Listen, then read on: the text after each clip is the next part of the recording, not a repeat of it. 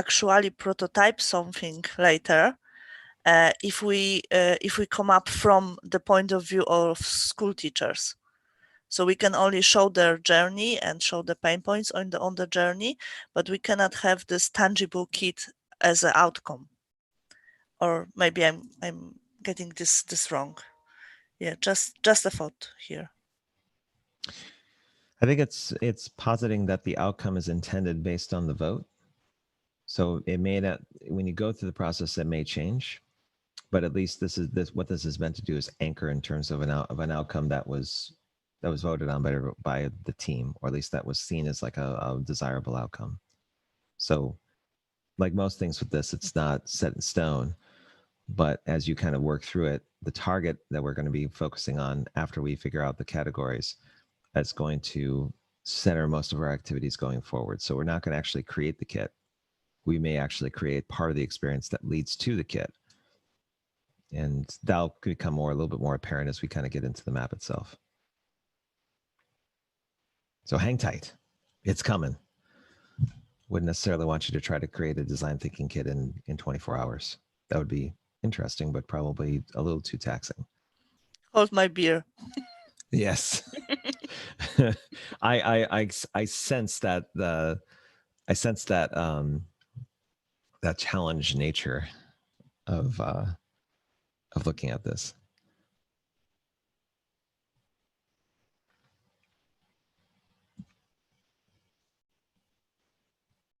Okay, it looks like blue team's got all their cards kind of assembled.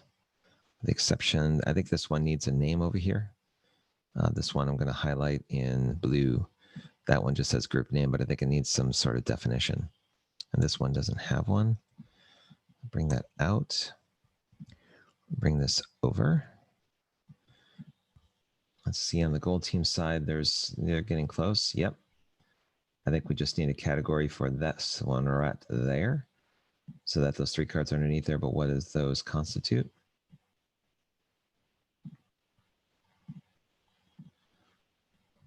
Okay.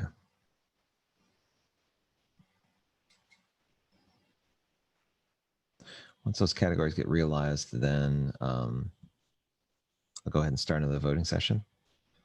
I'll bring this back into the tan world rather than the blue world. And the teacher starts the marketing, the summer camp. I'll just call that marketing, since it's its own kind of space. Okay. So if you're on the blue team, you're going to be voting on 4 different possibilities: select components, training and prep, and session planning in my kit today. Got a minute. Oh, 1 second. Okay. And then, so this is going to be on blue team. And then over here on the right for gold team, there are going to be 6 different categories that you can choose from in terms of a final step in the process that you'd like to consider. So again, you're not voting on an individual card, you're voting on a category that has a lot of options that seem to be in line with your thinking. Everyone gets 1 vote. You put that 1 vote down on a category that seems to make sense for you. Okay? So again, we'll do the 1 vote thing. And this is final step.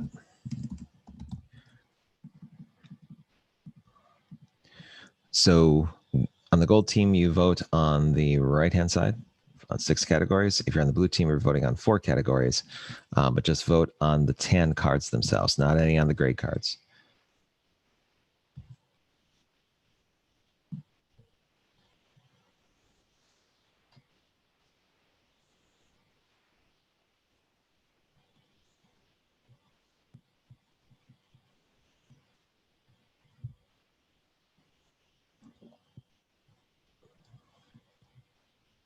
Hey, Robert. Yes. Good morning. Hello. Hello. My camera's broken. That's why I'm in the dark. But I'm sure you look fabulous all the same. So I really don't. This hour is hard. I know it's 1 hour harder for you, but it's pretty hard. Anyways, I was just gonna ask, the difference between selecting the gold the header versus the individual cards. I was in a group that did the gold cards as well, but I feel like I was also the first week in a group that selected the individual steps. Is that possible? We're going to be selecting the individual steps in a moment. Okay, but do you always, is every sprint at this stage of the, like, doing the journey work, are you always selecting one of the main headers as well? Or like, what is the difference between selecting those two different things? So this is brand new in that I'm following Sandy Lamb's lead with what she's kind of like iterated on. Normally what you would do is you would look at the 3-step process that AJ and Smart had done with their mapping exercise, which is discover, I think it's discover, learn, and or something. There's 3 in there, ask and learn or something. But I found that after putting that through its paces in number 3, that it was too restrictive, and people had different interpretations of those terms. So this application of it takes out those, and when we actually get into the building of the experience map, it can go in various different directions. But what I'm doing is providing solid anchors on both the front end and the back end, the first step and the last step, so that the messy middle can be messy, but still have proper grounding on both sides. Cool. Okay. Thank you. Yeah. When we did it in the other group, it was actually it seems super effective because the journey the steps were like, people were so much more aligned, and then the target of like where to focus the attention, it just seemed to make a lot more sense. It seemed to be a little bit less messy. Yep. That's the exact reason why I adopted it for this one. Yeah. Cool. Thanks. Maybe somebody making a 16-minute video actually helped me, influence me when I saw it in motion. But you know, if somebody took the time to just snip that, seeing how it was one of those breakthroughs for a different team, then why not adopt it and see if it can be replicated? Yeah. Cool. Okay, so it looks like everyone's voted. Let's end the voting session and see where things go. I'll get out of here. Looks like we have a little bit more distribution of votes, which is awesome. So it's funny, it's in yellow, so I got to zoom in and really look at the numbers. So on the blue team, it looks like we have select components is the final step in this. So again, I'll make this a little bit, I'll make it a different color so it stands out of the other 4, maybe a little bit darker. There you go. So that we have a major distinction between the two, and I'll do the same over here. That, make it orange. And then over on the right-hand side, let's see how the votes came out here. It looks like we had 1, which was continuing DT education after the camp is the other. Okay, so we have an anchored category for first step and last step. I'll go ahead and do the same here. Okay. So I'm going to take the gold teams, or sorry, so I'm on the gold team side. I'm going to gather everyone around. I'm going to show you how this works. So if you look here, I've got a number of rows that speak to a particular audience in the very beginning. The first step that correlates with the first steps that we talked about, about five different steps between that and the beginning one. And then a last step over here, which is something else that was in the category we did before. So what I'm going to do is first I'm going to take this, the goals and curricula, and I'm going to bring this down to step 1. Okay. Then I'm going to take the continuing DT education after the camp, and I'm going to move that down here to the last step. And I will go ahead and move this up a tad so it's out of the way visually. Bring this up here, and same with this one. Give it a little bit of room. We're going to bring it up. Okay. So you've got those 2 in place. So what you're going to do is you're going to go back and take your trusty avatar or put your name in, whatever's more convenient for you. These are editable, I believe, so you can double click and put your name in if you'd like.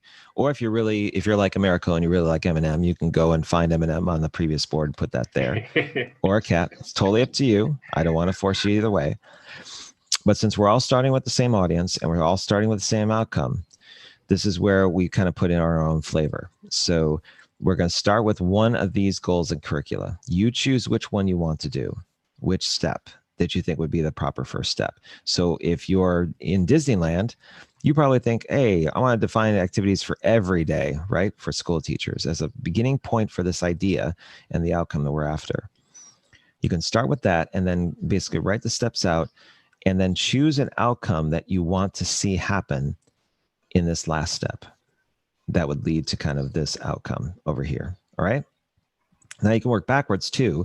You can start with the last step and work your way backwards to the first step, whatever you'd like to do. Or you can choose the first and last step first and then put all the necessary steps in after that. But to basically populate step one, you're going to double click on a card. You're going to copy it, not take the card itself and drag it down. We copy the text, then go into the other thing over here, the step one, and paste. And that'll basically bring down your starting point that you're talking about. Okay. So these are going to stay locked, but they're going to be editable. They're going to be, you can basically go in and edit them, not edit them, but select them, the text, and edit the boxes below. Does that make sense? What we're attempting to do? Since there are, let's see, how many dots do we have? So we have 8, and I've only made 6 rows, which means I got to get on the ball and make 2 more so that we're not keeping anybody out in the cold. So give me 1 second.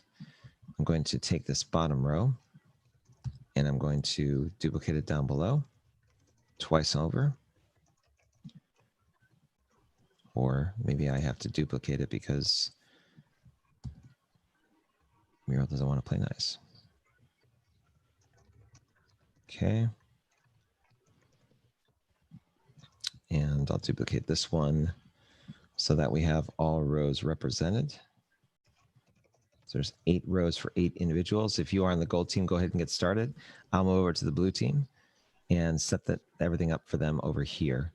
So let's go to this first part with benchmarking. That'll be in step 1 here. And then for select components, will be in the last step here. There are 7 dots that I see here. I've got 6 rows, so I have to create 1 more. So I'll bring this over that. And I'll create 1 more row. And it looks like the rock has made an appearance. So we at least have that one. You can see I'm favoring avatars in my commentary. So blue team, have at it. You've got your first step set up. You got your last step set up in terms of your options. Everything else in the messy middle, step 2 through 6, is totally on you in terms of what you want to choose. But you do have your anchor in terms of your audience as well as the outcome that you've indicated previously. So go ahead and work on these. We'll give about, say, 3 minutes for this and see where people are with everything.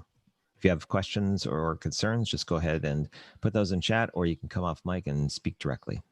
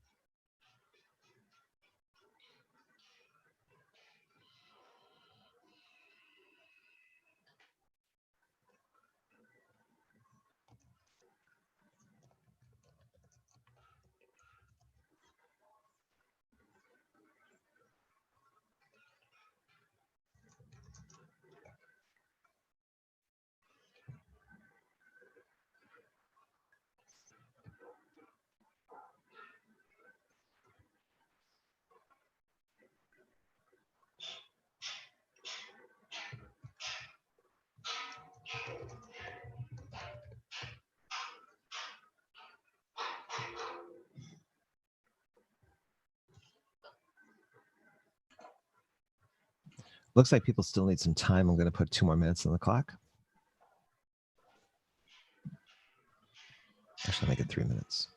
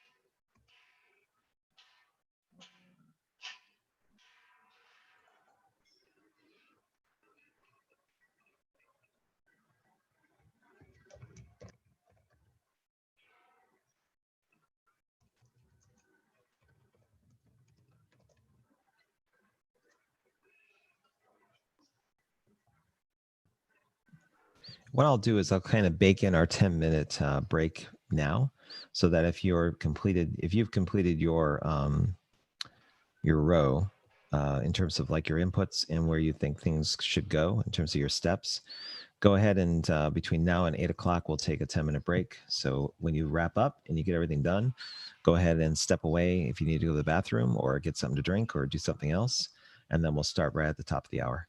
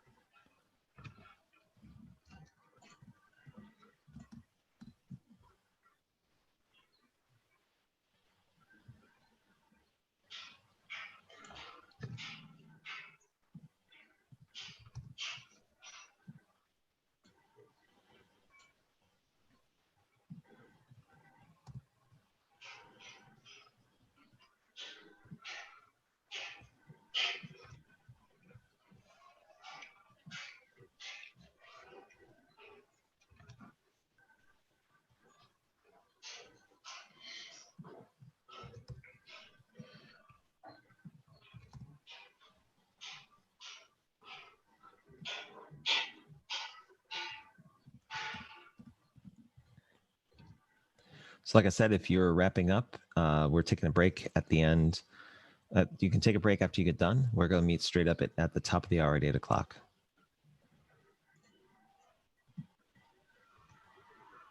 Right.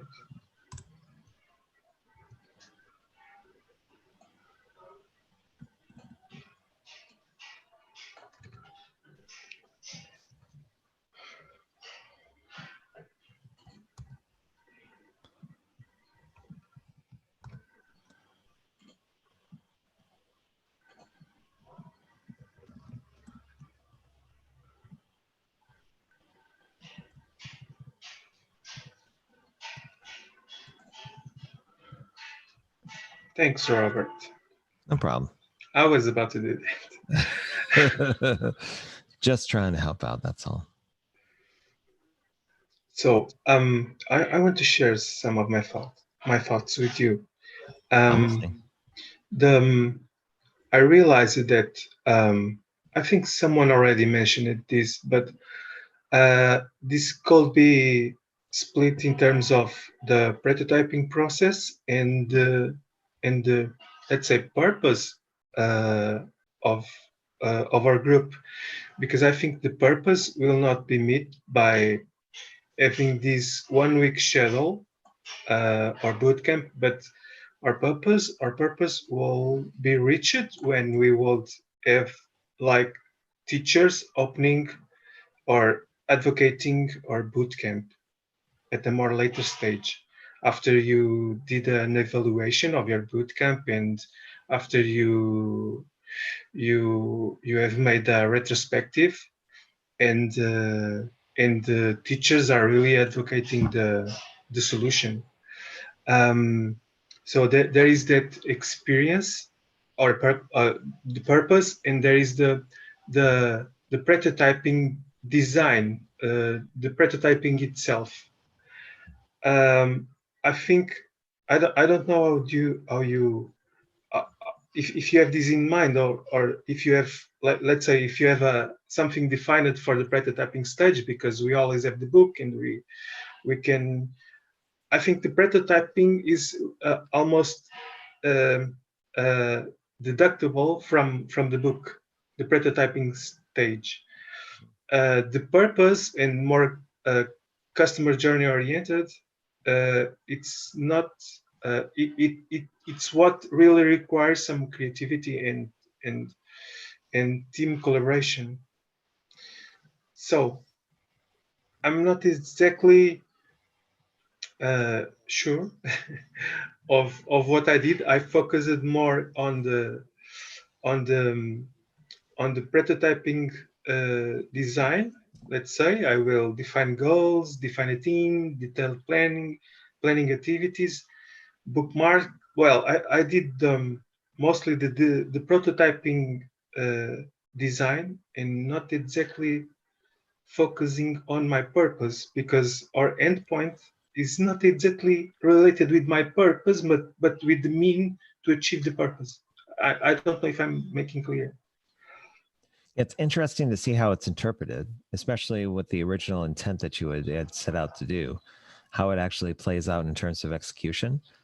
So yeah, it's interesting because sometimes when in previous sprints I've done that have to do with their traditional design sprints, and they get to a point where they're at the map or they're at the solution sketch and the storyboard, the original author says, wait a minute, this is not what I envisioned.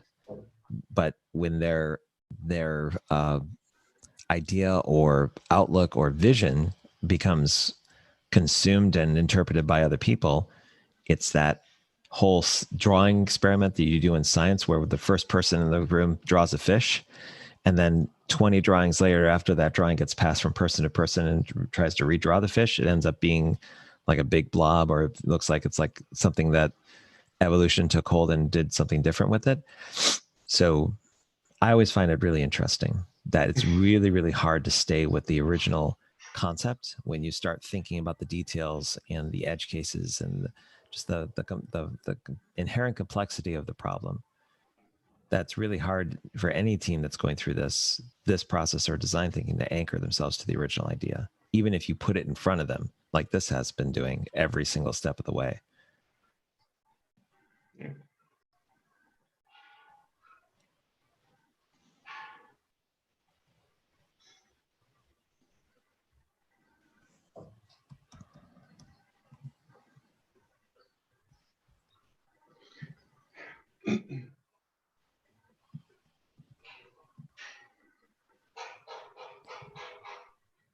So it looks like half of us took a break. For reference, what we'll be doing next is we're going to be voting on one card in each row that we feel represents the best option for that particular step. Or you don't necessarily have to vote in every row. You can vote on different steps that you see for different flows that people have, and vote on the ones that seem to make the most sense. If you were to kind of go from like left to right, the 5 white cards in the center give you options on what you want to choose, but you'll have 7 votes to distribute from left to right in terms of where you want to take things. So I'm going to decouple the ones we just did so that they're not part of the equation. Bring them back up here.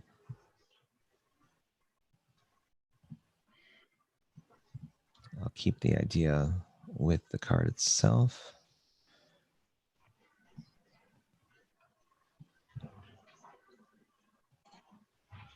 Thank you, Anonymous Ladybug, whoever you are. Okay. I think I'll, oh, that one's still being worked on. Or is it? Nope, I think it's a dead edit.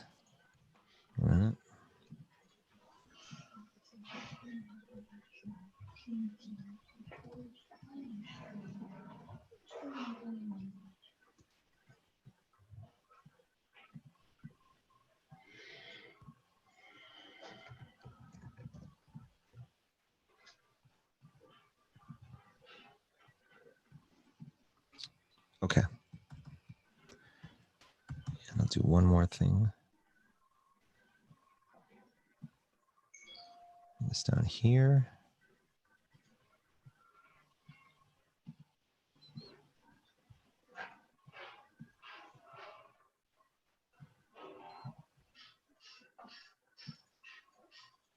Part of what I'm learning about a mural is that you don't necessarily have to keep certain relevant information anchored to a particular activity. You can move it from state to state so that there's a kind of a cascading waterfall effect from what you've done in the previous exercise to what you're doing now. Okay, so let's at least start the conversation about what's next as people are kind of filing back from the break. So what we're going to be doing, and I'll go over the blue team here. So what we have represented in terms of people, we have, I want to say his name is Billy, but I know that's not right. From Stranger Things, we got a cat, we got the Rock, we got a snake, we have Ray, we got another cat. So we have a dual cat, bookend cats, and we have a rabbit as well. So I will kind of illustrate how to do this. So I'll summon everyone over here. Okay. So what you're going to be doing is you're not going to be voting on the audience. The audience is already kind of established, and you're not going to be voting on the outcome. What you are going to be doing is taking one of 7 votes you're going to be given, and you're going to look at the different cards that are on this first one. And there's going to be similarities, right? So there's going to be ones that are duplicates, which is totally fine. Like look for successful, look for successful, look for successful. These are all the same. So those votes, when they're tallied, will kind of be combined in both the first step and the last step, okay? What you're going to look at are the white cards. So you'll start out, say, with, I'm going to vote for the cat. I'll do school teachers and look for successful examples. But then from there, I'm going to try to figure out what makes sense from the path that I want to take. Does this path that's corresponding to what the cat's done in that second row perfect? Is that what I need? If so, I would put all of my votes on this entire row like this, right? Or if I find that find commonality identity methods are good, but I think I want to learn how DTS can be implemented in their class, and I think that's a necessary step, or that's probably part of my framework in terms of my experience path, then I'm going to choose that versus this one here. And then from there, I'll say, this is my anchor. Okay, what in here makes sense to consider in relation to all these other ones that are listed in this row or that row? Does that make sense? So essentially, you're starting off with one of these over here. You don't vote on them. You'll start on one of these over here on the left in terms of first step, and I'll kind of make sure that we understand what I'm talking about by first step is here. So this is the first step. This will be the first vote. You put your vote on one of these here. Don't worry about putting in a duplicate one because we'll add them up. And then start your path from the left all the way to the right until you come to the final step over here. Thank you, Anonymous Ladybug. You're ahead of me. And putting the final step in this space so that you vote on a particular final step that was up there in the category before. And then based on the votes, we're going to see the heat map in terms of where things are. And we're going to construct a unified kind of map or a unified path in which we're going to be able to select a target from. Okay? Okay. What about those who are in both teams? Because we cannot vote for both teams. So it's myself and Nikhil, I think, that we are in both teams. Oh, you're in both teams. Yeah. Yes. Sorry for making this harder. I know it's going to be a we'll have to have separate voting sessions for you two and just have you vote twice. Yeah. You can open another browser and then you get. Yes, that's true. You can become another anonymous one. That's an excellent idea. Yeah. So just basically like open up another browser, become a different anonymous animal, and put your 9 votes on the other side. Do it that way. Thank you. This is a great idea. Yes. Let's make sure that I'm going to put that in like a spotlight award saying I was in the middle of a session and Laura had this beautiful insight and throws me up another browser.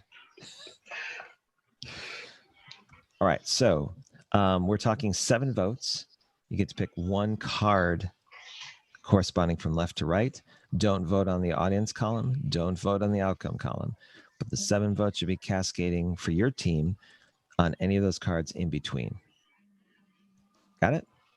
Yeah, Robert, we vote first on one avatar, so that's our first vote goes for the avatar where we feel that the complete journey is the most appealing to us, and then we start with first step.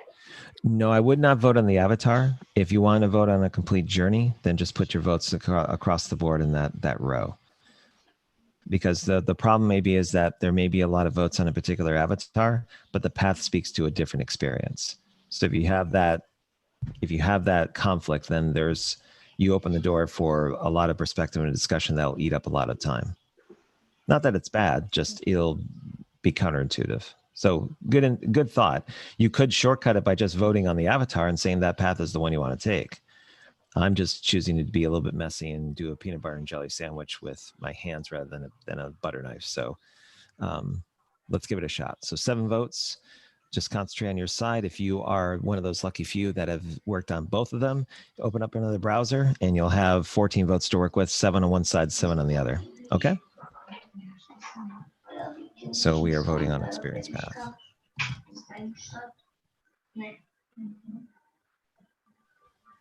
Okay. Let's start the voting and see where things go.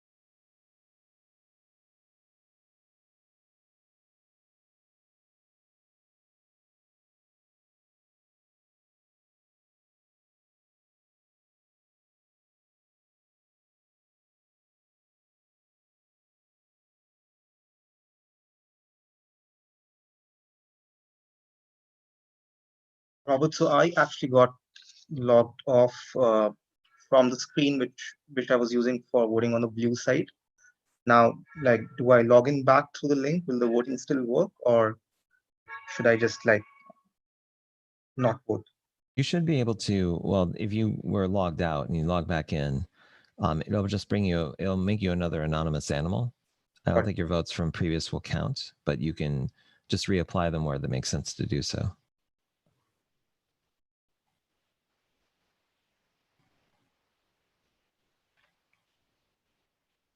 But let me know if you're if after refreshing or going back in, if you're good to go. Yeah, it's working. Okay. I have to just recount the votes again. So my previous votes go away, or are they still recorded? Because I'm getting all the votes again. I think they're gone away. I think they disappear once the animal does. But we'll see. At least that's been what people have told me. Is that it tends to eliminate the animal if it's no longer logged in. Okay. Or if it just doesn't have a state that it can identify.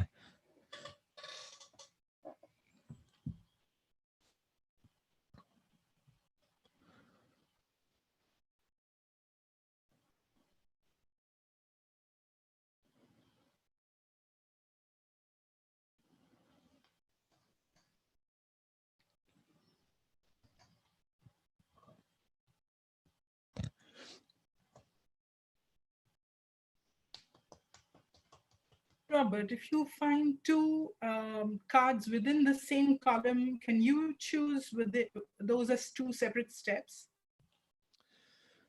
Repeat the first part of that question. I didn't quite hear it. So if you find two cards in the same column, could you use them as separate steps? If they're worded differently, yes. Okay. If they're worded exactly the same, I would not recommend it. Yeah. Okay. Because at some point we're going to be kind of combining these for the ones that are similar.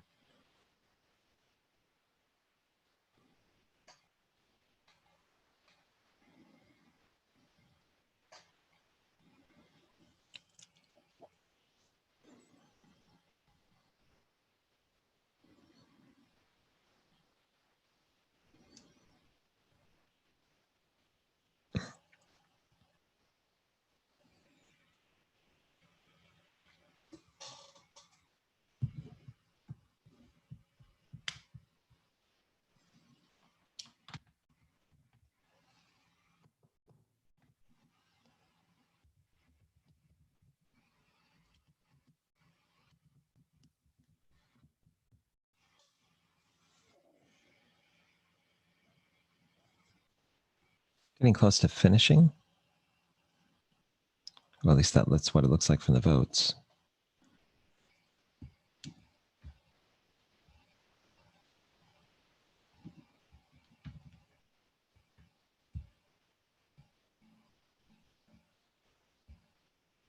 I've done mine. Say it one more time.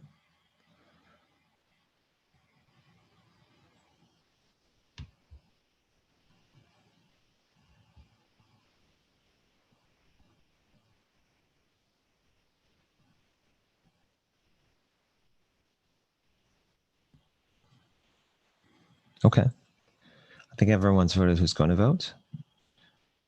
I'll go ahead and end the voting session.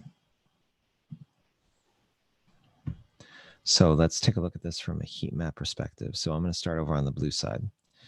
If you are on the blue team and you have your votes up, I want you to eliminate any cards that have 0 votes. That includes the first step. So keep the audience sacrosanct and keep the outcome without any things. But if there are no votes on a card, anywhere from first step to final step, eliminate those cards. Just delete them. Same thing on the gold team side. If you see any cards that do not have votes in your view on that side, so if you're talking nothing on the audience, everything on the audience stays, everything in outcome stays, but anything between first step and final step that does not have a vote, delete that card. Okay? Okay, so what we're going to do first is we're going to look at the particular cards in the first step and the final step and see where there's duplicates. So in the look for successful examples of DT, we have 4 and the other, actually 5. So there's 5 there. So this one looks like it's at least the starting point. That should probably be the one that we're thinking about. So I'll just make that one green. Now, from there, we're going to be anchoring all the way from left to right the ones that have gotten the most votes. Not necessarily, if there's ties, then we don't necessarily put that out, but the 3 seem to be the ones that seem to have some relevance. So here, we're going to put this one green as well. Let's see if we have another green here. And Laura, you can correct me if Sandy did it slightly differently. I'm just basically working at it from the perspective of anchoring. And it looks like select tools for methods for the right class is the other one as well. So I'm going to eliminate these 3. And I'll eliminate these 2. So now it looks like we have a starting point for look for successful examples of DT and DS being used in a class. And an ending step is selecting the right tools for methods for a particular class. I'm going to move, I kind of arrange this. And we're going to, oops, I'm sorry. I'm going to move the 3 up a bit. So that's in line with this. And same with that. so that the 3 starts becoming the anchor at the middle, right? Okay, now the next step with this is to look at the ones that have 1s and 2s. And the first thing you want to do is to see if there are similarities between the two, like if they're basically in the same space. So if we're looking at a path that seems to be this, are there a couple of them that seem to be very similar, or that can speak to, that are very, I'll rephrase this.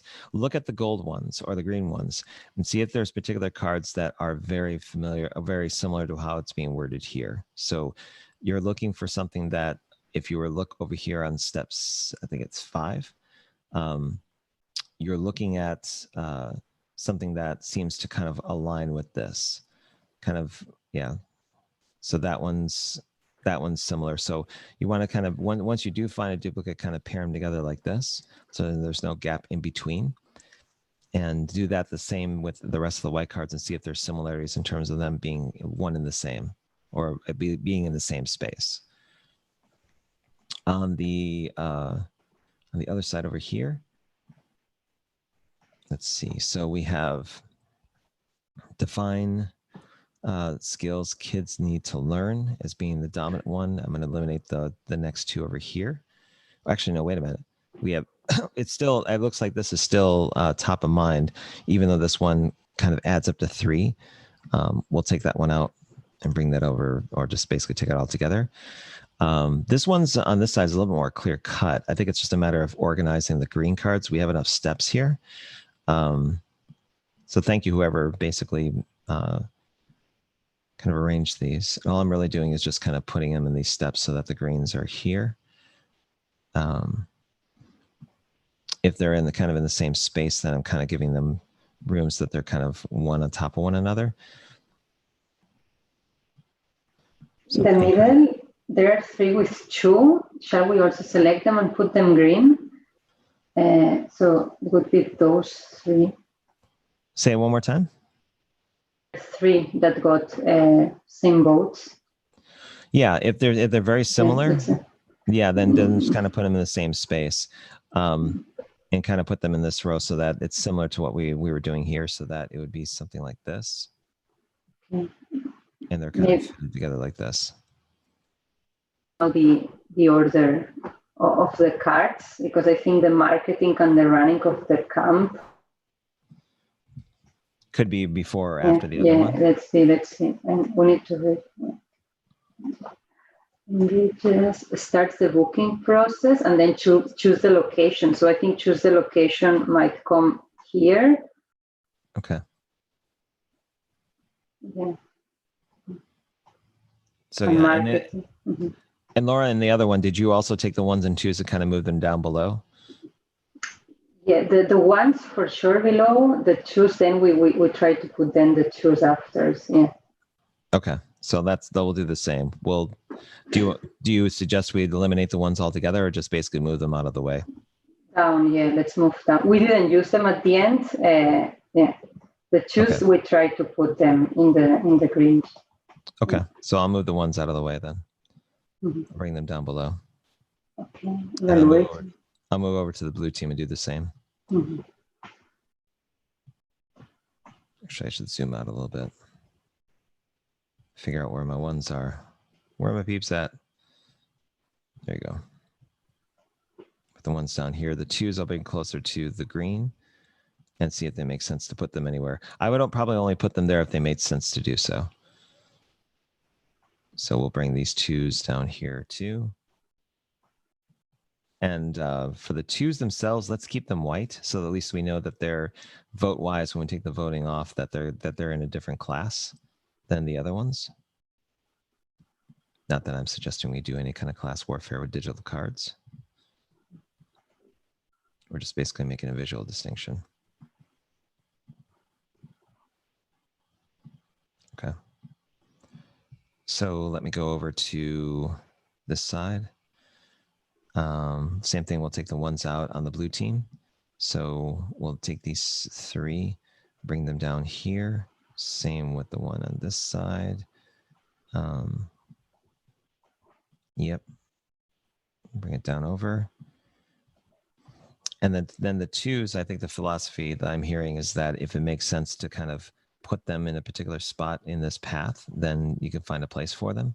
They're kind of like the outside edges of where the path could go. Take a look at the way this is going from left to right and see if those white cards are positioned, the ones with twos, they seem to be in the right place, since we've already combined the ones that seem to be the same.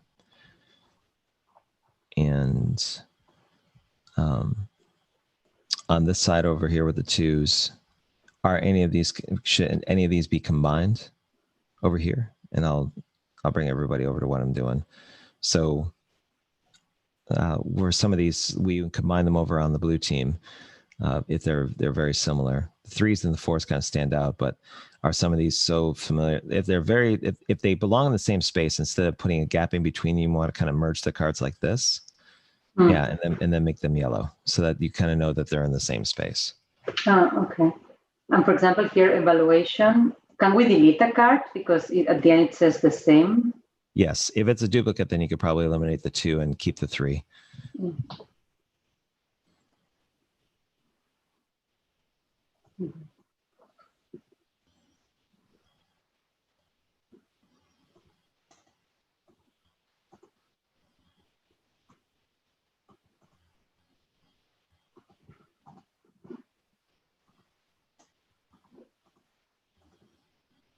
Okay.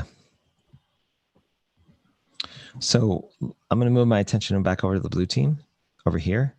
So the way that we've kind of arranged this path, it looks like, I'm going to narrate this a bit, is that school teachers look for successful examples of design thinking and design sprints being used in classroom settings. The primary one is to learn more about the methods, possibilities, and explore activities. They may also speak with influencers, SMEs, using the design sprint in the classroom setting, and they might start tinkering the idea to try it out. They may get frustrated that most of the kits and guides are for business context or get confused about a lot of the spam out there. They may ask for colleagues, reference for colleagues in terms of what they're experiencing. And they find the tangible design sprint kit that we're offering and familiarize themselves with it. They set up, then they're going to be, with that, they can easily assign the method and activity to the desired outcome. They can find resources and library resources and suggestions. And based on this, they may be inspired to plan out their first design thinking or design sprint driven classroom. Either way, they select components based on their class, grade level, and subject matter. They may also test their understanding with other teachers and students, so they get a little bit of an environmental check with this in terms of the best practices. They select the right tools and methods for the particular engagement, and then from there, they have that tangible kit that we're looking to build. So this looks like this is the experience path that we've constructed. Over on the right-hand side, we have school teachers that define skills. So basically the idea, I should probably frame it, is to use design thinking methods on spring and summer camps for kids. The outcome is a 1-week schedule for a summer camp to solve a challenge in 5 days. So school teachers are going to define the skills the kids need to learn first and foremost. And with the help of a dramatic chipmunk teacher creates 1 week schedule and goals. So we're positing that they're going to be engaging with us in terms of where we can go with things. They'll break down the design sprint thinking process or design thinking process, give a detailed planning of activities. And then from there, the teacher engages with the kids to find human-centric challenges for the camp that interest them. There's a location involved. They define the target schools. So it's a bit of positioning and a bit of logistics in terms of what they're going to be doing, managing expectations, choosing a decider, and getting everything set. They start the booking process. There's a little bit of marketing involved. The teacher promotes the camp. The camp's fully booked. It's amazing.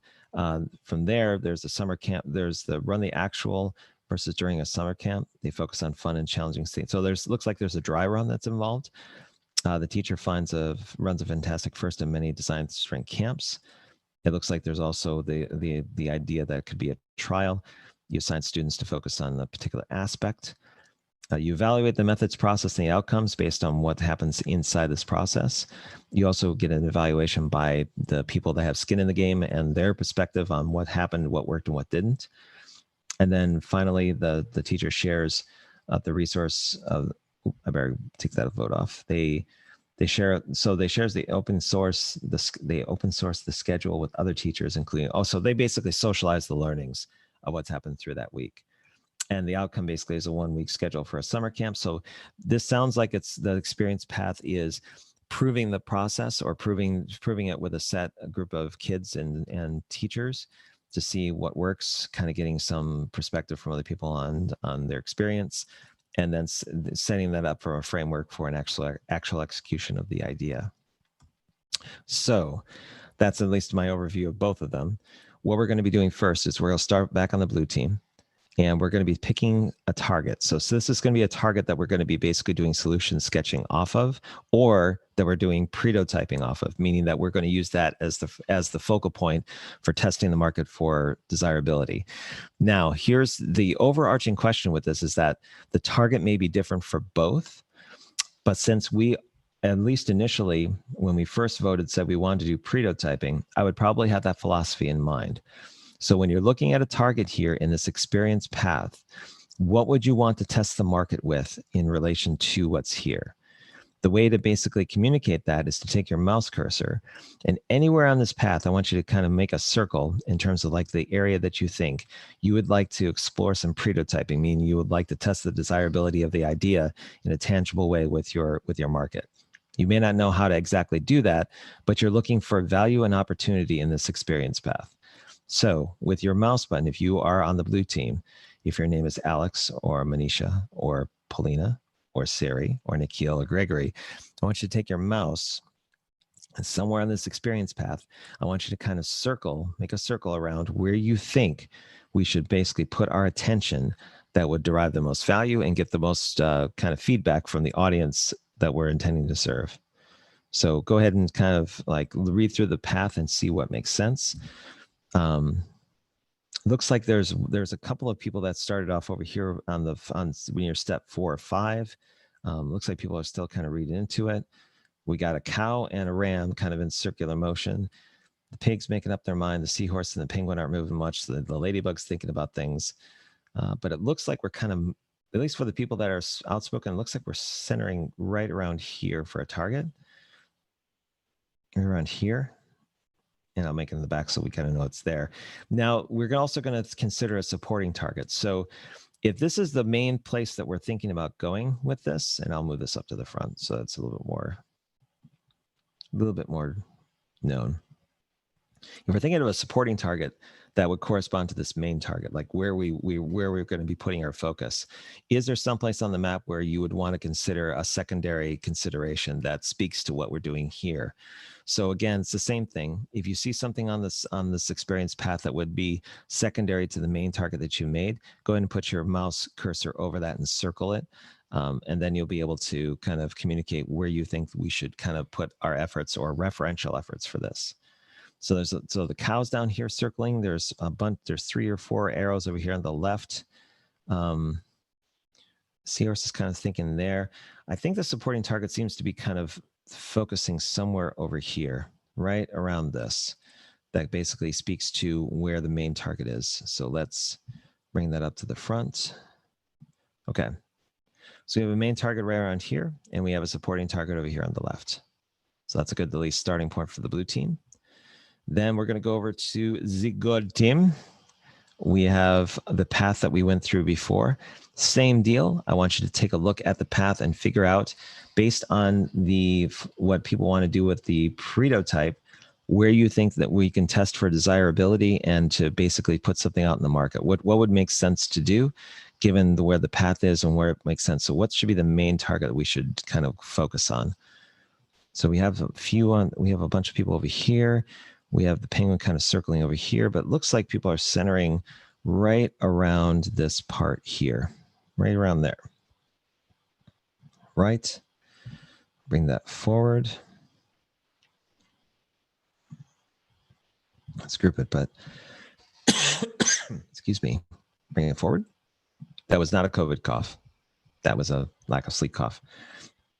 Same with supporting target. If this is the main target you're going to be concentrating on going forward, where do you think the supporting target is for that would basically supplement this main target in terms of information or perspective in relation to the experience path? So we got a few. We have a pig over here saying it's right at the very beginning. We have a ladybug that's there too. We have a squid, and now a cow and a lobster thinking it's a little bit like downstream. So the majority seems to be kind of over in this space on the right. Hang on, let me group this together and bring it over here. So it looks like we're kind of focusing there, and I'll bring that forward. Right, so it looks like the main target for the gold team is going to be you're going to create a 1-week schedule and goals. So something that that affords the school teacher who defines the skills that the teachers, that the kids need to learn, with the help of a team, basically creating a 1-week schedule and goals. So the beginning of that. And the supporting target is in the marketing and booking, and the teacher promoting the kids and kids register. So how the outside world would basically see the creation of what's happening upstream, and basically validating that or invalidating it, perhaps. And then over on the blue team, we have the main target for them, for their particular idea, being to actually select components based on their class, grade level, and subject matter. So basically bringing all together everything that's been done to kind of set things up logistically. And the supporting target is the methods, possibilities, and how to explore activities that's going to speak into actually building out that tangible kit that we're thinking about. So I'm going to pause here after talking your ear off and get your perspective on how the map played out, how we're positioned for the next step, and any other thing you'd like to talk about. We'll take about 10 minutes to do that before moving on to the next step. So let me know what your thoughts are, what you thought of the process, and the targets that we chose.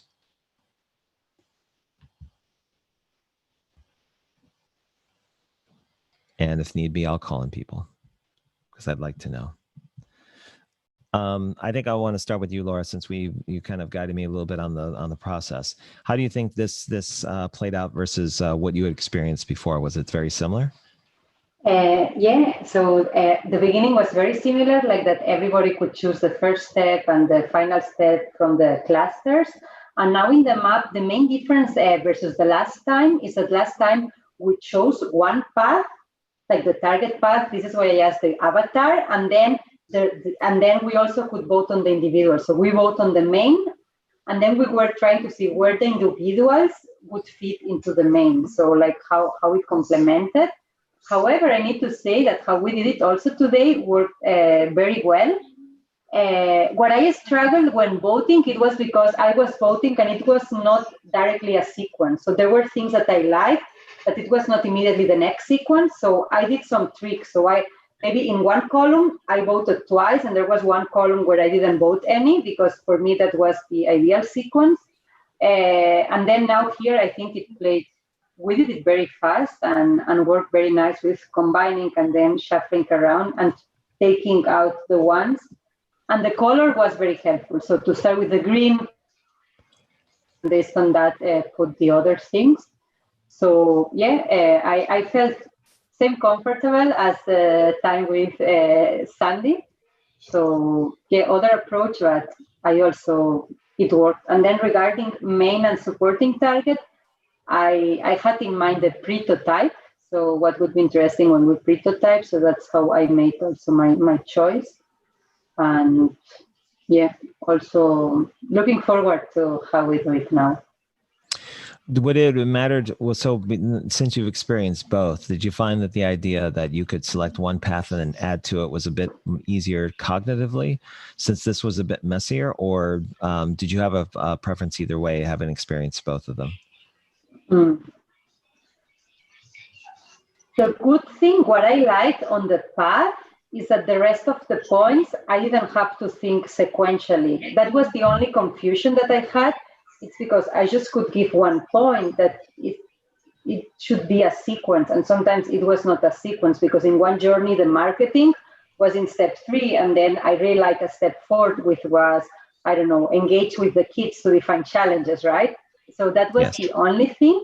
And then when you selected one, then I didn't have to worry if it's sequentially. I just said, okay, apart from that, what are other things that I like on the journey? That was the benefit of the other. But once you may be informed that maybe it doesn't need to be sequentially, are like the 7 steps that you like most, after, once the voting were done, it was not issue. So it was really, I liked it like this. Okay. Sounds good. Anyone else would like to give their 2 cents on what they experienced with the experience path? And I was also lucky being with Laura in the same session where we experienced this really great map. And I can only confirm what Laura just said. Just one thing I would like to add, where this process that you just made, Robert, could be beneficial. In Sandy's session, we were lucky that in the preferred path, there were also, I would say, 60% of the preferred votes in it. So it was not only the preferred path, but also the single steps usually got the highest votes. That fit quite well. If that would perhaps not happen, it might become more messy and more difficult. So I think, although initially this, you call it more messy, but in the end, I think it might have more flexibility in case the preferred path and the individual steps don't totally fit when it comes to the overall votes. I think Laura's suggestion earlier makes sense, where you can do both. You can vote for a particular path, but then you can vote for the individual ones, so that even if there is conflict between the two, it's still going to put emphasis on perhaps some cards that seem to overall have a good kind of flow. So my fault there. It could have been something where we could have done both, but at least for this one, I think we got a pretty good summation of where people were thinking about in terms of how this plays out. I had 2 questions. Question 1 is, Robert, you didn't use this, what is it? Discovery, learn, use, sort of columns. Was that deliberate? I mean, you sometimes see that, or you often see that, and gives you some kind of guidance. That's the first question. Whether you did not do that deliberately or for a reason. And second one is the supporting target. I'm not too sure whether or not what the relation that has with the main target. Is it just the runner-up? Is it just the second? And why do we need a supporting target? So for the first question, I eliminated those categories because the interpretation of them was different for each person, and it colored the way that they did their path. So I went the route of not putting guidelines or guardrails on what exactly the path should contain. Instead, I anchored on the beginning and the end, similar to what Sandy did. And that provided enough context so that if people wanted to explore a higher learning engagement versus a higher kind of discover engagement, that was totally up to the person writing the path. So I didn't want to dictate the brackets that people should basically fit in. I found that when I tried doing that in a previous event, it hampered the way people kind of thought about the path. It didn't seem like it produced enough quality in terms of like the cards that were coming out. So for this one, I discounted it and said, you know, you have those defined starting and endpoints. From there, figure out where you'd like to take things. The second question, you'll have to repeat because I have tired brain and I forgot it already. So yeah, please. sure. Maybe I should have let you answer the first one first. Okay, the second question is... Oh, the main target and the secondary target. Supporting target, yeah. Okay, so that is origin from the second event, where we found that when just concentrating on the main target, there was this feeling that there were bits of the experience path that were being left behind in the solution sketch that weren't being considered for the overall picture, the overall draft of what could be. So the purpose of the secondary target is to supplement the primary one. So if you're talking about some sort of anchor or something that gives the primary target, the main target context, then the secondary target is meant to say, okay, if all of our efforts are going to be like, say, on the blue team, if we're going to be working on step 5 here, or sorry, step 6 with what we're doing with selecting components.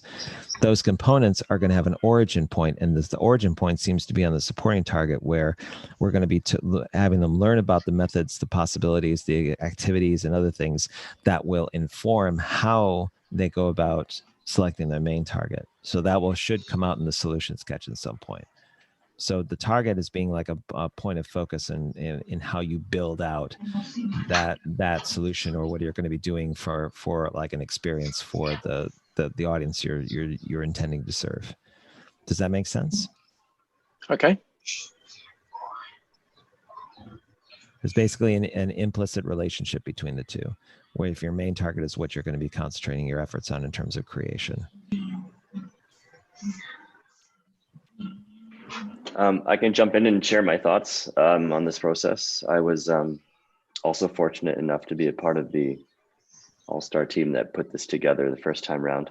And I will say that there was a lot of confusion when we first started this process, and having gone through the second time, it really does make a lot more sense now. I think there is something to be said about voting for that one path, because I think what it did for us as a group was it helped us to frame at each step of the way, as we started to get a little bit more granular, the overall process. And there was a lot of difficulty when we were first voting for all of the columns to decide the logical flow of events, because obviously when you're starting with the first step and you've already picked an anchor journey, you're almost biased to continue that journey along for fear of breaking the train of thought. But what I found was, as we begin to sort the map the way that we did, some of the cards begin to be interpreted in a different way, such that it started complementing the main step. And I think that's what we're seeing here as well. And what this does help for the designers is it helped them to expand their train of thought to incorporate different elements of the journey into the design. So yeah, it's actually pretty incredible how it all came together. And also the main target and supporting target, it almost served the same function as well, where in designing the prototype, we focus on the main target, but elements of the supporting target, to your point, Robert, did creep in informing the design and helped us to round out the story as we carried it out. So yeah, this was good.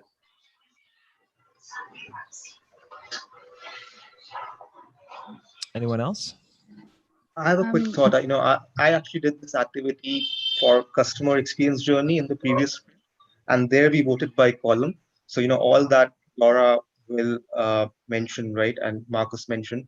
So this process was very good because it takes you from left to right, and you are okay to choose from all the options in the grays. You're okay to choose the most logical path that you think is, and then it allows you to choose the best points. If you vote by column or by a row, it sort of leaves out a lot of good ideas which might not have been, which you might have wanted to include but couldn't because you had to just choose the best path. So I found this messy but also very effective in terms of the final outcome.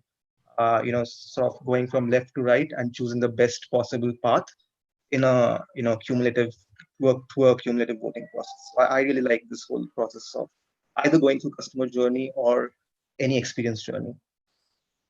Yeah, I also like it. I believe that this is something similar to how I run my design sprints and my map part. And I believe that if you give people the option to stay with some of the less voted options, it gives more experience to the whole process.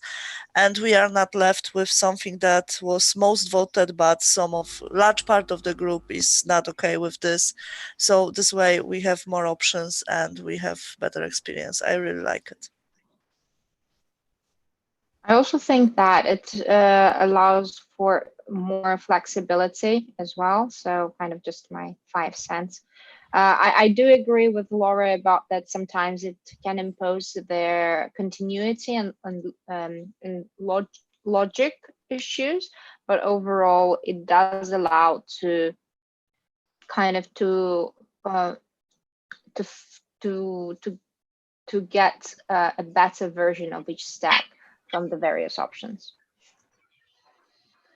Now, Robert, I have a question, because with the map, it's this in the first 2 sprints, we put a lot of emphasis that the journey was not the ideal journey with the new solution we had in mind, but it was like the old journey. So like how are people doing it now? And then our idea will then solve one part of the target, right? So that's because this is the ideal journey. We do it after the solution sketch, where we do again another map. Then it's when we incorporate our ideas into the journey. So this time, like having in mind the idea, like how a teacher would directly execute. And it worked well, because I don't know what is the current status, but I don't know, what are your thoughts in this? If when to really have here an imaginative scenario that still didn't happen, so that's how you imagine to happen, versus when you talk to users or to SMEs, current scenario, how teachers teach. But in this case, they would not be summer camp, they would have a frustrating scenario of another thing. So what was the question? Yeah, so in this map, when do we focus in the current status, and when do we focus, like we did now, in the ideal status with our idea? So it's like what is really happening, or what we would like to happen, or we would expect to happen with the idea. So since we're doing pretotyping, we don't necessarily concentrate on either. What we're going to be doing at this point is taking the main target, which is for school teachers that are defining the skills the kids need to learn is like the beginning point. And then with the help of a team, the teacher creates a 1-week schedule and goals. We're going to be creating a market engagement hypothesis around that main target. So if it could be anywhere from, if a teacher has the ability to create their own schedule and goals with design thinking, they will do X, Y, or Z related to skin in the game, meaning that that's what we think that they're going to basically want to do in relation to a summer camp schedule and so on. So that's where we're going to kind of test out what people are thinking about. The main reason for that is that we're not necessarily trying to figure out if it works currently with teachers or if the idea strikes them. We're going straight to the heart of whether or not that what we were thinking about with this path is desirable by the audience that we're thinking. So we're bypassing that. We're literally going to the market saying, okay, you have the ability to create your own schedule and goals for design thinking, and there's going to be this environment for it. And we're going to be presenting it in a fashion that isn't necessarily a designed page per se, but it could be something different. But what we are doing is we're first creating the engagement hypothesis. We're thinking about what is going to be the hypothetical around our thinking, where we're going to get some sort of market reaction to our idea. Does that make sense? So then, in this case, what we want to prove, like in the summer camp, is it like, will teachers be able to know how to create a schedule, or will kids and parents will register kids if we show them a great schedule? Yeah, so I can kind of get into a little bit on the pretotyping construction, and that may illuminate like how we're kind of move forward with it, so that we're kind of like projecting out in the right fashion. So in the past, what I've done is with the narrative, which is something that Americo had written here before. And this may or may not correlate with what we just did, but this is what the narrative that we had set up before in terms of where the philosophy or the vision is. That's what it should be. So if you're not familiar with the market engagement hypothesis, it is basically our individual idea or our collective idea around how the market is going to engage with what we are doing, with what we have set out to do in this particular focal point. Now, this could take 2 different modes. You could write out in long form how you think the market is going to engage it, and write it in the perspective of, if this idea existed, then this number of school teachers, when they encounter it, will do this to give us proof that they are really interested in what we're doing, right? So this is more of a messy arrangement of that, meaning that you can draw it, you can draw a diagram, you could draw a picture, you could do something, or you could write it in long form. I didn't really put any definition on it yet because I wanted to discuss it at first, because this is new for a lot of people, and exactly what a market engagement hypothesis could be. And then from there, we do something called hypozooming. So we're going to write down in this spot, and I'll bring everybody in over to this place here. Let's bring everyone to where I'm at. So I've changed this a bit from what we had done before in previous exercises, where there's going to be a WXYZ hypothesis. This is when or where you're running the experiment. So during this time or place or situation, and I'll ungroup it so that you go here. This percentage or number of the target audience, which is school teachers, which is what we had kind of engaged before, will engage the idea like this. Instead of my, I'll make it the, so it's basically open-ended, to seek this outcome. So the teachers can identify challenges where they can use design thinking methods. Now, since we're targeting this part up here, I'll go back up, this part over here, this outcome is going to change. It's not necessarily going to be the outcome at the very end. It may be more contextual what we want them to do for that particular target. But again, that's going to be something that comes out in the market engagement hypothesis that we write up. But this is basically the outcome we want based on where they're going to go with things. So once we work this out, at least like the very first part of this, and each one has an individual flow, you're going to think about which of these need to be hypozoomed, meaning like, do you have to expand your thinking around this particular dimension of it, or do you need to bring it back? And I'll make an example of it. Let's say the engagement model for school teachers is that they are going to sign up for a beta.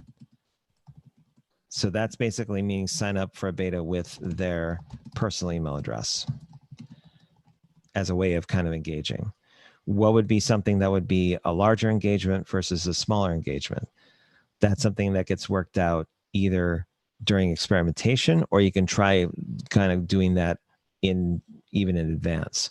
What I tend to recommend is just sticking with WXYZ and not hypozooming at first, and seeing if basically after writing that up and drawing up the market engagement hypothesis, that you can create an experiment that makes sense, that's going to take less than a day to create, depending on your design dependency.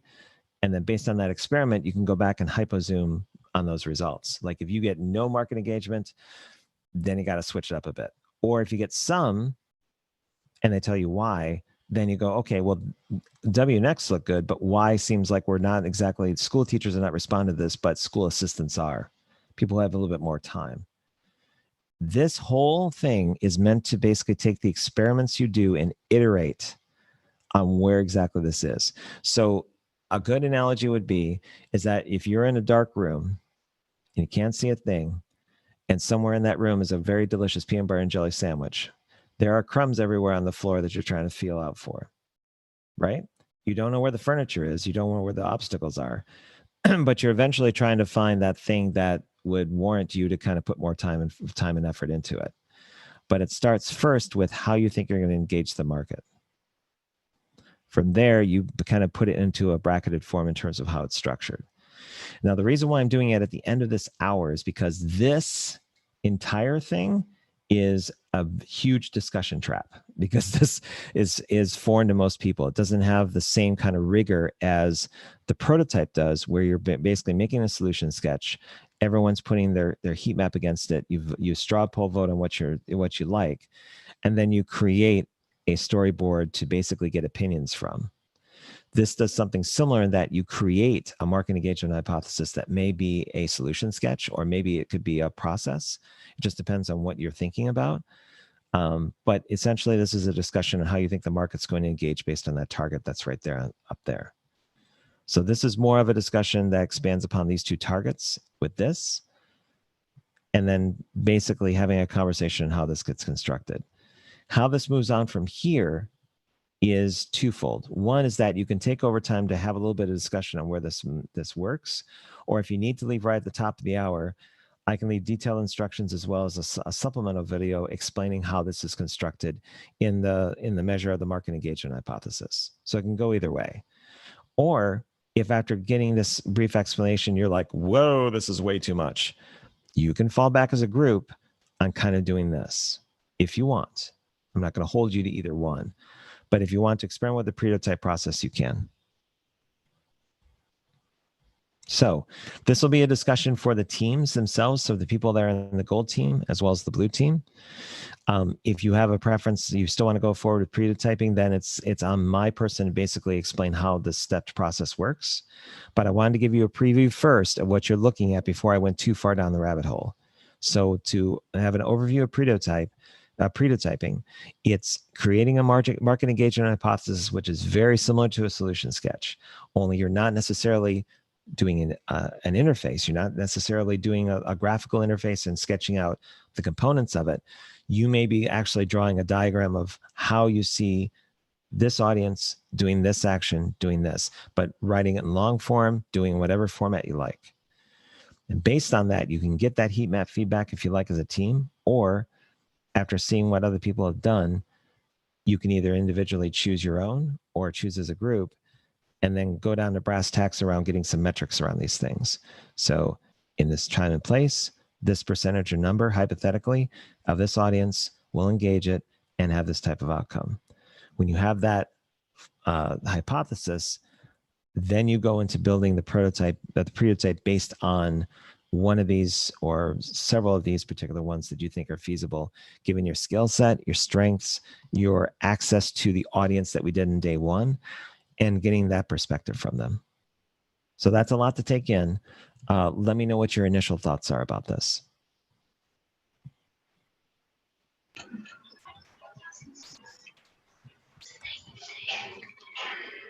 If any. If any. Frankly speaking, I feel a bit overwhelmed, but at the same time, kind of, I want to understand how to move it forward with an idea. So kind of just need to grapple a little bit with all the things, I guess. So yeah, so to understand, I wouldn't just give you this of going forward. After the session today, it would be me constructing something a little bit different where it's starting on this side. This will be eliminated, but then this particular page would be, okay, this will be the starting point for doing your engagement hypothesis. From there, it would transmute into this. From there, it would transmute into this, and how you would actually execute and build those things out. So there would be a stepped process involved, but I wanted to take the last 15 minutes to give an overview before having you dive directly into it. I would like to go with the prototyping, maybe reducing the discussion by following the same process, writing what we think has to be done and voting, and we take the team decision and move forward with the team decision. Okay. What are some other thoughts about the group? Does anyone else feel overwhelmed or feel confused or kind of feel like it's something where you just need to go through the process to understand it? Yeah, go through the process. So yeah, I'm experience it. To be guided by you, Robert, on step by step, and let's do it. Okay. Anyone else? Robert, sorry, can you explain once again what's the difference between the kind of solution sketch and the market engagement hypothesis? Because I think that's what I'm kind of confused about. I think that's the reason. Because with the sketch, I think it's a bit more tangible in my mind, while their hypothesis is the interim solution, right? It can lead to a solution sketch, but it might not lead to it either, right? Yes. So let's go with the solution sketch first, since we're more familiar with that, or that's something that's familiar through the design sprint process. So up here, we've kind of chosen a path, or at least the beginning of one, and the targets that are corresponding to it. Now, normally in the design sprint process from here, usually you do lightning demos. So you look for examples in the market that correlate with your particular solution to see if somebody's already walked that path before to get some perspective. When you have that, usually you go into your notes, the things you've done in the previous days, you kind of combine all that up and you create a solution sketch here that people will react to. They'll put heat maps, they'll put like different, they'll make comments on it, maybe some questions. Each person kind of presents their solution sketch in terms of like what their thinking is in terms of what the solution is. People take inspiration from different components that they put in their their solution, and the heat map is placed appropriately, where red dot is interest, the orange is fire, meaning something that's like, wow, this is amazing. But this is a way of visually being able to see what people do that makes sense. Then after everyone presents their solution sketches, the blue dots are meant to basically say, okay, if we were to put our money on one particular thing we want to prototype, then this would be the thing we want to do. So everyone will get one vote, and put that on a solution sketch or part of one, and that sets the base for how you build out your storyboard. The storyboard would be built based usually about 8 steps. Then you drag different components of the solution sketch into those 8 steps. And when you're done with all of that, then the designers and developers and other people that are responsible for creating the prototype do so.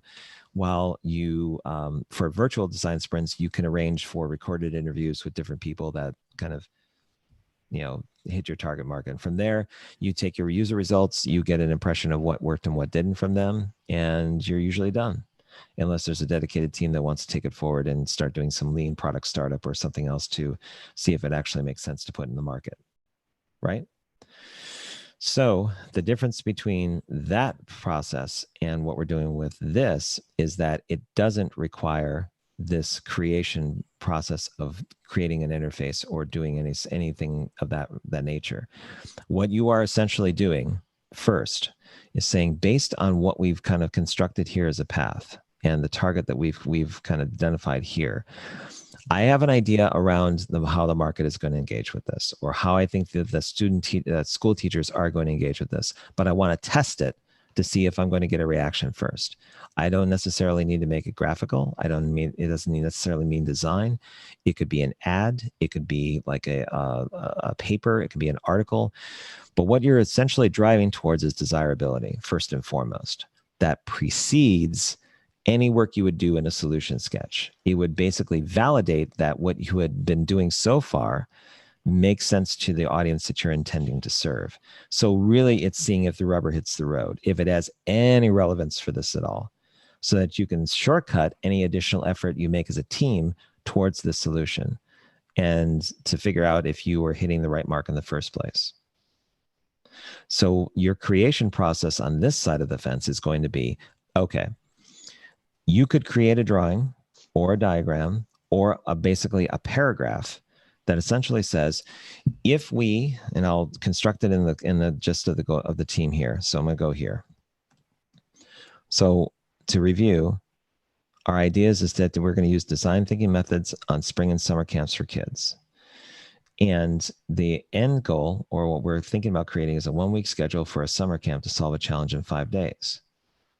Our audience is school teachers. The target we've chosen is, with the help of a dramatic chipmunk-like team like us, the teacher is going to create a 1-week schedule and goals. Now, I tend to be more marketing and communication savvy. I tend to dwell in that space personally.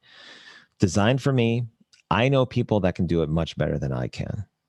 But my pitch to the team would be, okay, if we create a short 1-minute video that explains how this works in terms of creating a schedule and goals for design thinking to teach their students, that I am going to be able to sign up people for a beta. I think if I create this video, this pitch video of some type, that I think that's an effective way of seeing if the market's going to find it desirable.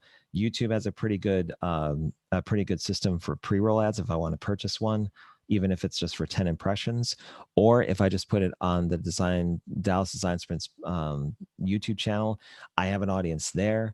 I can drive traffic and get impressions that way. So for me, that's the way I would do it. I would actually create a market engagement hypothesis saying, if a short video on YouTube existed that explained how you can build out a design thinking schedule for your summer camp for school teachers and fashion it for something, I bet I could get a market response where people would sign up for that and get updates to it, whatever that would be. Now, that would be my pitch. Would that exactly go in and create, would I create a diagram of it? Probably not. For me, I write it all out. But this process would be different for each person. So the first step in creating this would be, every person here on this team would have a market engagement hypothesis of some type. They would basically read them through and present what they're thinking about. And we would have a quick vote to see if there's one in particular that the group would do, or that maybe a couple of people would want to kind of team up with. Sometimes it doesn't need a formal vote, but it can be a conversation thing. Most of what you do with market engagement hypothesis process, like this creation, is more discussion based. So people are going to say, well, I have a background in project management, so I want to go about the problem and kind of present it in such a way so it's this, or engage it like this. Or somebody who's a designer says, I want to create an interface that shows how to engage with this tool on a mobile phone. And if I show these this is what we did for the Bonobo project, actually. We had designers create the screens. Somebody created the copy explaining what the opportunity was. And based on those screens, we asked for a donation or an email address or both. And based on that, in that form, we got some idea around the desirability of what it was. And it actually hit the percentage we were after. Then there was the after discussion of what we were going to change to basically increase that engagement or try something different so that we could get more of a better response on a different platform. But starting out, each individual would have its own kind of write-up on how they would go about testing the desirability of this main target here, of this engagement right here that we've indicated as a team that we think is going to be the main focus for what we're going to do. How that takes its form is going to depend highly on the individual, but then we come back together into a discussion to see what makes sense to move forward with, either as a team or in small groups. From that, after that discussion is when you start to break it down in both the WXYZ hypothesis and how the engagement is going to work on the experiment side. And with this, it's really writing this out first, and it's really just taking the MEH and putting it in this framework.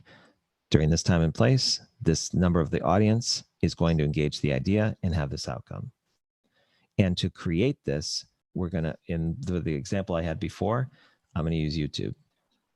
Create a short 1 minute video showing how the mood light for this particular one, it's the XYZ. The MGH is here. So basically you have the general, like the general one that you're using.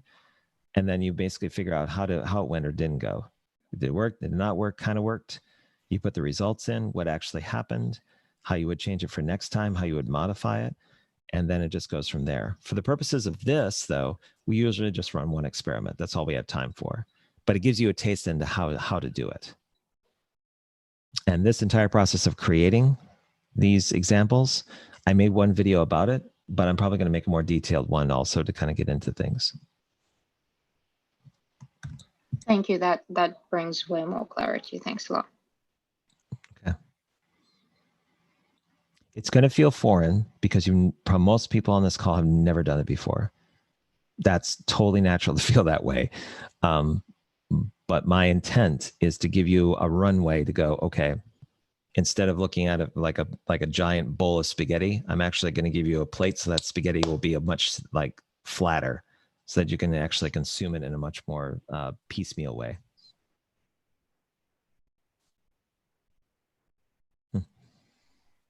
Hey, Rob, correct me if I'm wrong, but the way that I'm essentially looking at how Pretotype works is it's almost, you're almost mitigating the risk that an idea may or may not take off. Whereas with a prototype with actual designs, you've almost honed in on an idea that you think is going to take off, and you're almost investing a lot into one particular design or what have you. Whereas here, you're almost taking a 30,000 foot view and testing what you think might be a good idea. And after going through one iteration, you have the flexibility to pivot without much risk or cost, to keep going with an idea or change the W, the X, the Y, or the Z in this case. Is that right? That's correct. And the whole point of doing all the pre-work that we did previously was to give ourselves a framework to maneuver in, but still stay contextual. Part of the failings of the the pretotyping process is that it's wide open and it only uses X, Y, Z. It doesn't use a W.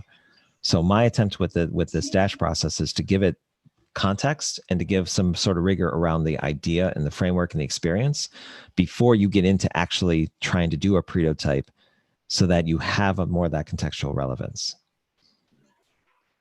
In fact, I think it's more discovery than testing or validation, despite it's there. But there is a sense of discovery that make it very useful and relevant from my perspective. Yeah. So it's not necessarily, so the stepped process is something I wouldn't have ready been in this next hour, because it is overtime for the third day. But it's something that I would have like a little bit later this afternoon to kind of work into.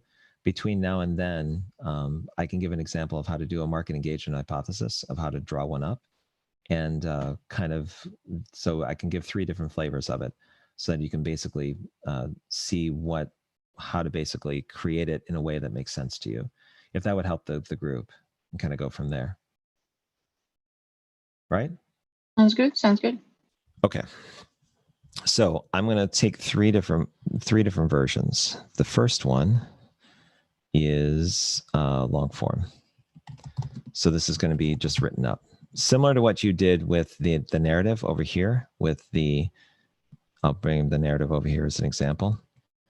So the narrative was the one that we created before that gave the vision around the idea, right? So I'll include it here as an example. And then we're going to do the market engagement hypothesis. Bring that over here. So this is going to be long form. Long form is essentially going to use the framework of WXYZ, but it's going to be more conversational. So I'll bring that over here as well. Now come over here. So I'll also give myself a little bit of context. So I'm going to bring this over here. And you're going to hear a sound that sounds like a camera. That's me basically taking a snapshot of the phrase here. I'm going to bring it over to this. Again, I'm just showing one example here, so I'm not necessarily saying this is the right way.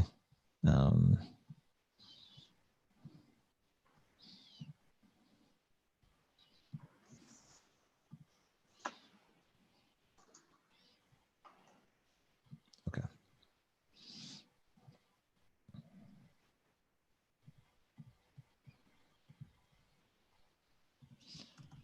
So let's see here.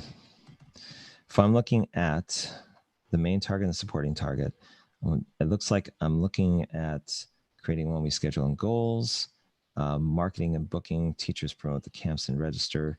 So that basically they're coordinated. Okay, so I'm going to suggest that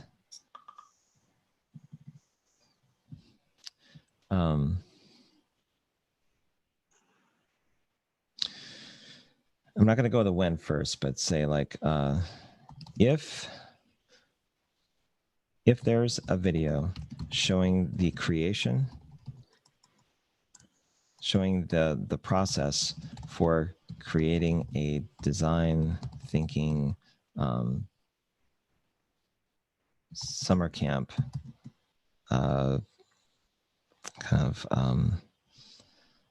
so this is why my tire brain doesn't work, but if there's a video showing the process for creating a summer camp building process.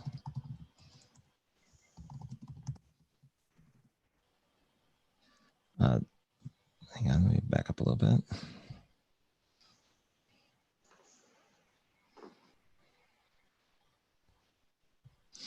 School teachers will either sign up for program updates as they occur, share, which is like a low level kind of like validity, but share the video with others, like forward it along, or fill out Yeah, I think signing up for the program updates as they occur is where I want to be. I think sharing the video with others would be the other. Or share the video with others. So that's my market engagement hypothesis. I think there's a video showing this, what we created in the experience path. That's probably where it would be, that's where that would probably sit with me, because I know I could execute on the video side. Another example, if I wasn't doing video for a market engagement hypothesis, would be something of the nature of, so if I'm not doing a video and I'm doing an actual like product thing, I'd say if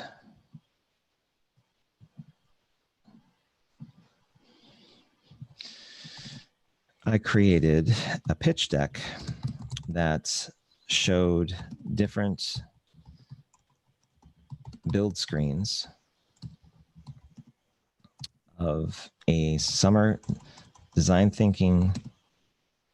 See, now here's a question too.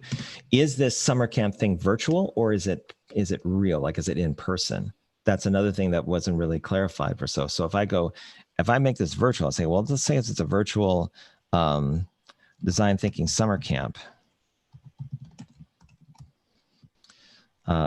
School teachers would, and I'm going to go a little bit granular here. I'm going to say, instead of signing up for program updates, school teachers would be willing to donate, let's say $5, which is like low skin in the game. So donate $5 to help continue development of the product. There's another one.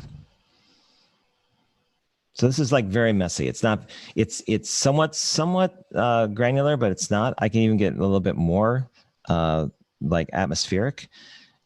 And I may introduce another user group altogether. So I'll go, I'll eliminate all of this and say,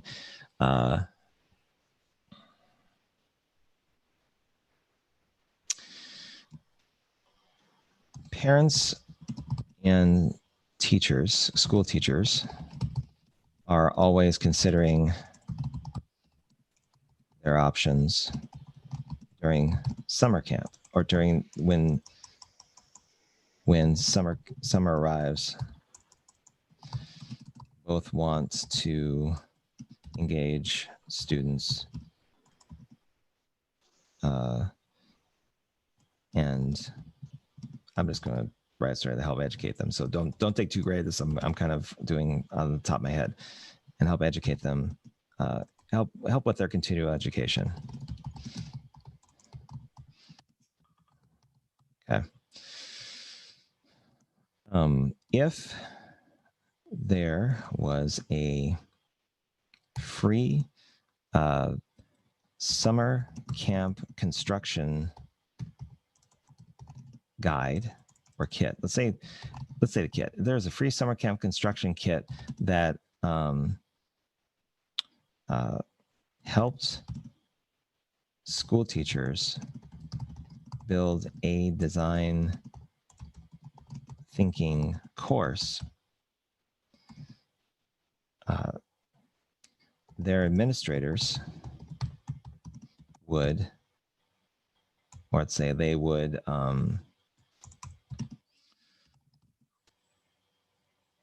give their personal email address to go over their results. So it's kind of a better alignment with the philosophy that we had in the target, where we were talking about Team Dramatic Chipmunk, this team actually engaging them. We're saying, okay, if you do the work and you start constructing this, we're actually going to engage you and go, hey, let's talk about the possibility. And that's lead gen, or at least that's the starting point of where this can basically go. So those are 3 different ones, all different market engagement hypotheses that this would be a starting point to bring into the this particular thing, where I start to break it down. Some of them are a good transfer to bring this through. Then if I want to, so let's take this one. during this time and place. So I say, when browsing YouTube, that would be when they're directly on the platform. I'm going to say,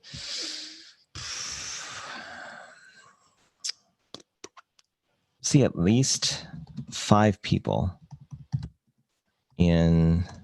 at least 5 and our school teachers, at least 5 school teachers, which would be interesting to see how I can identify them on YouTube. Well, if we go back to this, we'll sign up for program updates. And what's their outcome that they're after? Why would they do this? And I'm going to put smaller would be share the video with others. But the sign up for program updates and to seek this outcome would be corresponding back to the path here. Let's make sure we're aligned. Teacher shares at source so they can so the outcome that they're after, the reason why they would do this is to, I'm going to go back and just take this particular outcome in the final step, just sort of teachers, and see if I can align it around there. And here. So to create an amazing summer camp experience for their kids. That would be my way of kind of doing it. Even though I didn't explicitly state it, that's that's basically taking this one that I've just created here. I didn't say the why. They'll just basically sign up for updates, but I think the why is going to be so that this is what they're after. This aligns with the outcome that we had saw. So this is my WXYZ. This is my foundation and the outcome I'm thinking about. Then I'm going to think of the prototype that I want to build for this. I've already said that I want to do a 1-minute video, so it would kind of go on here. And once I have this as an anchor, then I would go back to the team or talk to the people and say, okay, here's what I'm thinking about doing. Now, whether or not you vote on this as a group is totally up to you, or I could probably make a recommendation to vote in a certain way so that everyone's aligned on one particular engagement. But it sounds like, at least with this group, I can make it very specific. Like, you do this, you vote on this, and so on. So did that example help in terms of where it could go? Okay. The market engagement hypothesis is actually really simple to do if you just write it out. It's a little more complex if you draw it, but you can if you're visually inclined. But the same thing applies. You're eventually just going to distill it down into its components, so that when you start doing the experiment, the first experiment, you're going to figure out, okay, it's actually not browsing YouTube. It's something where it's much smaller or much bigger, or this changes altogether. But as you continually experiment, no matter how much time you give each experiment, this is going to start switching. But if you start seeing the results as you've kind of specified in this hypothesis, this will be the launching point for doing a much more involved design sprint or lean startup or something else, because you've gotten validity from the market that's to some extent.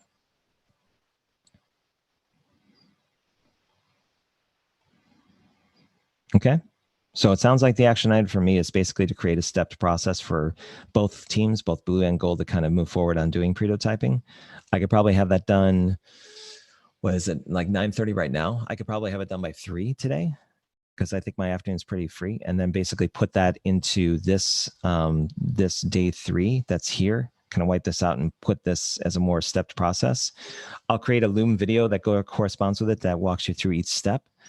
But then it would be a matter of this team between now and say the next time we meet on Friday to correlate, to kind of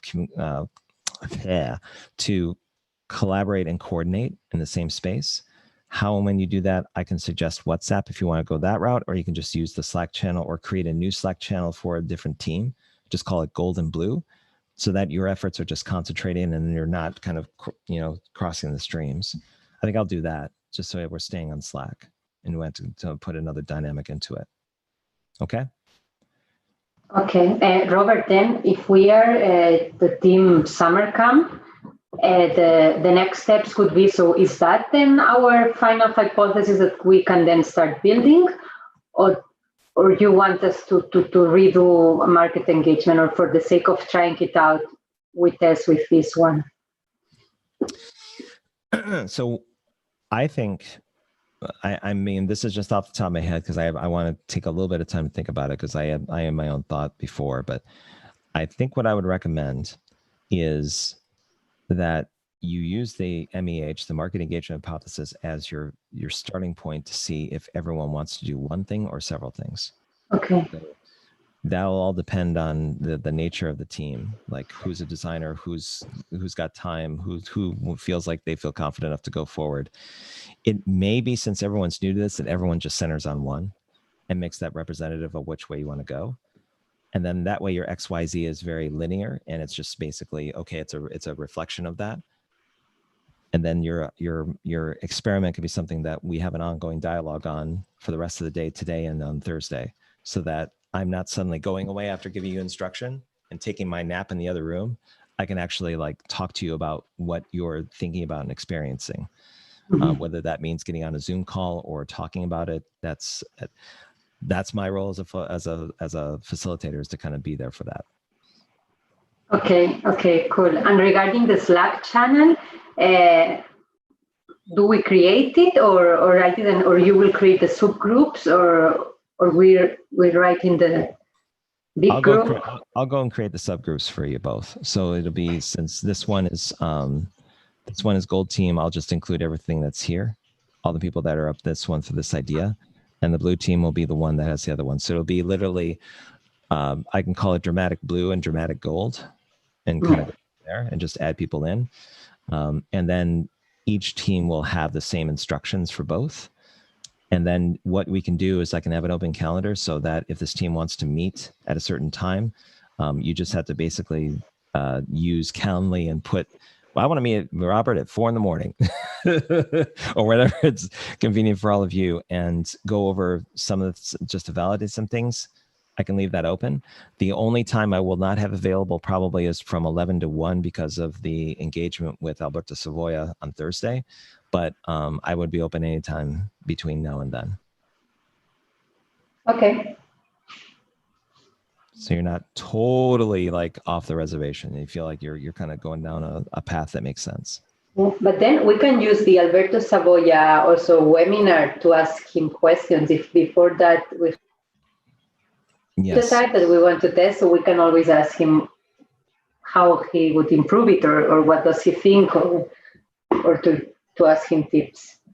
Yep, and you can tell, yeah, and that's essentially why I brought him on. It's like I knew this team was going to need some perspective beyond my own, so I asked the internationally acclaimed author. It said, like, I have this team of 12 people. I need to get some clarity. So can you make some time for me for like an hour on Thursday? And he said, sure, I'll be more than happy to.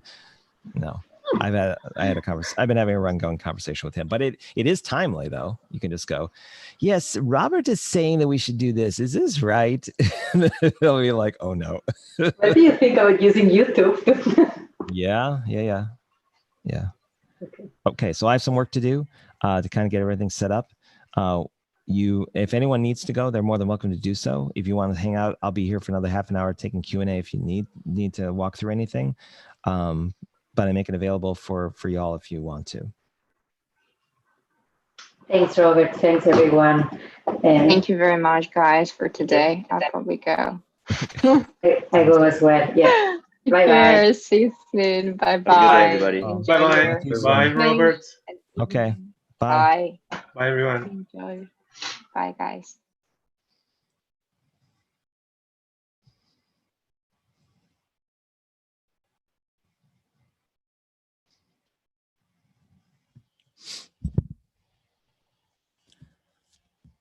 I think Peter stepped away. Peter, are you still there or no?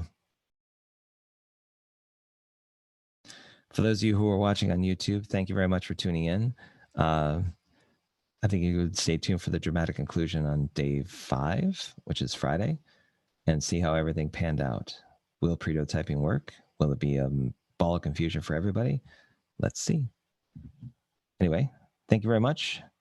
Thank you for watching the video, and hopefully we'll see you again some other time.